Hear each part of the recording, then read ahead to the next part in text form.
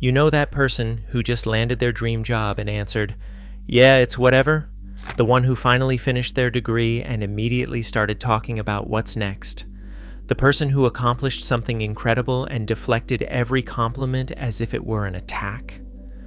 That person is not humble, they are hurting. If you are someone who cannot accept praise without feeling uncomfortable, who minimizes every win, who moves the goalpost the moment you reach it, welcome. You are about to understand why success never feels like enough. Today, we are breaking down the psychology of people who never celebrate their achievements, the ones society calls driven, but psychology calls something much darker. Here is the thing. Most people experience accomplishment as a finish line, a moment to exhale, a reason to feel proud. But some people's brains do not work that way. The moment they achieve something, their brain immediately recalibrates. It was not that hard. Other people did better. It does not count because of this technicality. Psychologists call this the hedonic treadmill, but for people who never celebrate, it is more specific. It is called achievement anxiety. And it doesn't just mean you're afraid of failure, it means you're terrified of acknowledging success, because the moment you do, you might stop pushing. And stopping feels like dying. And here is where it gets complicated. People who do not celebrate their achievements often learned early that their value was conditional. Love was not given freely, it was earned. Through grades, through performance, through being good enough for someone to finally notice. So they achieved and achieved and achieved, waiting for the moment when someone would say, "You can rest now, you have done enough." But that moment never came. So now, as adults, they cannot give themselves permission to celebrate, because deep down they still do not believe they have earned the right to stop. But there is more going on than just childhood conditioning. Some people do not celebrate because they have internalized a belief that acknowledging success is arrogant. They grew up hearing, "Don't get too big for your britches," or "Pride comes before a fall." So they learn that celebrating yourself is dangerous. The belief is that the universe punishes confidence, that the moment you relax and feel good about yourself, something bad will happen to remind you of your place. This is called superstitious thinking, and it is more common than you would think. These people genuinely believe that staying small keeps them safe. Here is something most people don't realize. People who never celebrate their achievements often have an incredibly warped relationship with self-worth. They don't derive worth from who they are. They derive it from what they produce. So every accomplishment is just another data point proving they are not worthless today. But tomorrow they have to prove it again, and the day after that, and the day after that. There is no residual value. There is no lasting sense of "I am enough." Just an endless cycle of achieve, dismiss, repeat, and that is not ambition. That is exhaustion disguised as productivity. Now let's talk about what nobody wants to admit. Some people who don't celebrate their achievements are actually punishing themselves. They don't feel they deserve good things. Maybe they carry guilt about their past. Maybe they survived something others didn't. Maybe they believe that somewhere, somehow, they are fundamentally bad. So when good things happen, when they succeed, their brain experiences cognitive dissonance. This doesn't match who I am. I don't deserve this.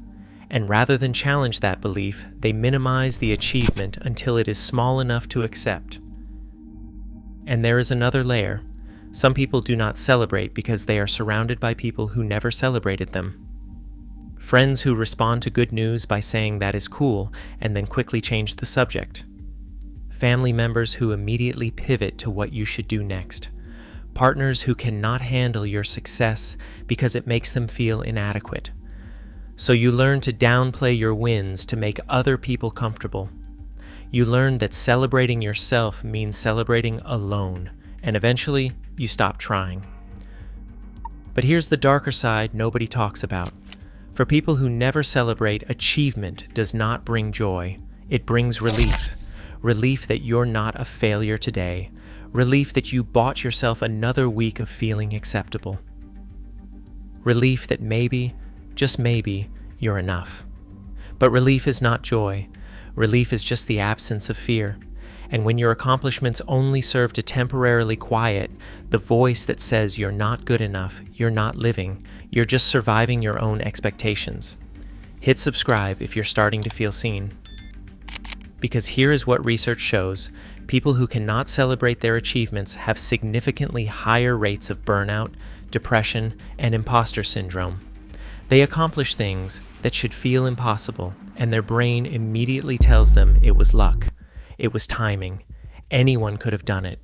And the gap between what they have actually achieved and what they allow themselves to feel about it creates a psychological wound that never heals. Here is where it gets even more interesting. Studies show that people who do not celebrate often have what is called an external locus of control. They believe success happens to them, not because of them. So when they achieve something, they attribute it to factors outside themselves. The test was easy. The competition was weak. They got lucky. But when they fail, that is all them. That is proof they are not good enough. This asymmetry in how they process success versus failure is a perfect recipe for chronic dissatisfaction. And there is a social performance aspect most people miss. Some people who do not celebrate their achievements are performing humility because they learned it is more socially acceptable than confidence. They are not actually humble, they are strategic. They know that if they downplay their success, people will like them more, argue less, and feel less threatened.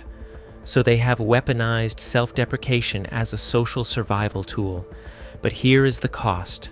They have done it so long, they cannot tell the performance from reality anymore. They have gaslit themselves into believing they are nothing special.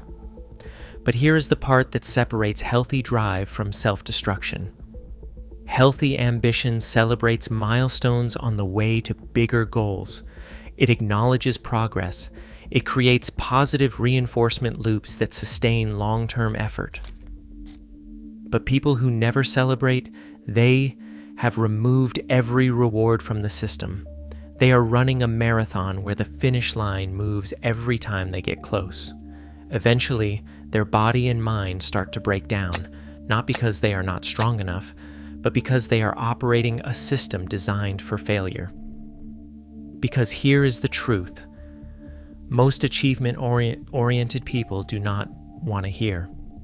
If you cannot celebrate your wins, you are not protecting yourself from arrogance.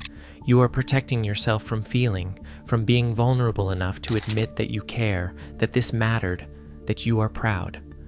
Pride requires you to be visible, to take up space, to say, I did this, and it was hard, and I'm allowed to feel good about it. And for people who learn that being visible is dangerous, celebration feels like exposure. Now there is another dimension. Some people do not celebrate because they are addicted to the pursuit, not the achievement. The chase gives them purpose. The goal gives them direction. But the moment they arrive, there is nothing. No meaning, no next step, just empty space. And the terrifying question, now what? So they immediately create a new goal, a bigger challenge, something to run toward, so they do not have to sit in the void of having arrived. And this is not ambition, this is avoidance. But for those who have started to recognize this pattern in themselves, there is something profound happening. They are beginning to realize that achievement without acknowledgement is just self-abandonment. Moving the goalpost every time you reach it is not motivation, it is cruelty.